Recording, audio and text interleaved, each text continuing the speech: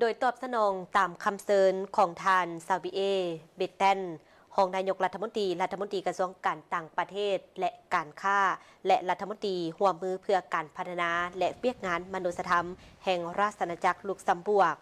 ท่านท้องสวรรค์พรหมวิหารรัฐมนตรีกระทรวงการต่างประเทศได้นำพาคณะไปเยี่ยมยามอยู่ประเทศลุกเซมบัวร์กในวันที่ 16-18 พฤศจิกายน 2025 ที่ผ่านมา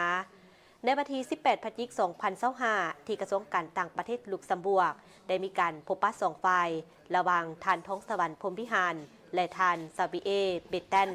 ซึ่งได้ตีราคาการพัวพันหัวมือของสองประเทศตลอดระยะที่ผ่านมาสาธารณรัฐประชาธิปไตยประชาชนลาวและลุกเซมบัวร์กได้สั่งตั้งสายพัวพันการทูตร่วมกันในวันที่ 25 กันยาปี 1997 ซึ่งการพัวพันหัวมือแมนอยู่ในบรรยากาศที่ดีและมีการพัวพันกันอย่างต่อเนื่องในหลายระดับแตกต่างกัน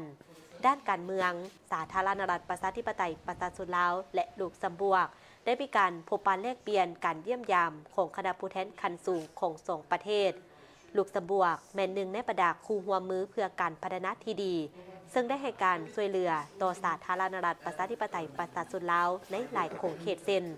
สาธารณสุขการศึกษาการท่องเที่ยวการโรงแรมการบริการแรงงานและสวัสดิการสังคมหรือเวียกภัยพิบัติและการเก็บกู้ระเบิดโบทันแตกการเงินการธนาคารการพัฒนาชนบทพื้นฐานโครงสร้างของภาครัฐและการช่วยเหลือสำคัญอื่นๆจำนวนหนึ่งโดยผ่านองค์การจัดตั้งสากล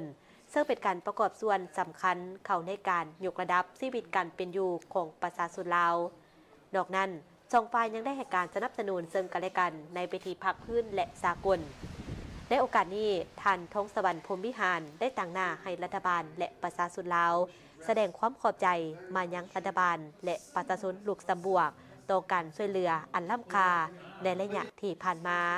และหวังว่าลุกเซมบัวร์กจะสืบต่อให้การช่วยเหลือแก่สาธารณรัฐประชาธิปไตยประชาชนลาวในอนาคต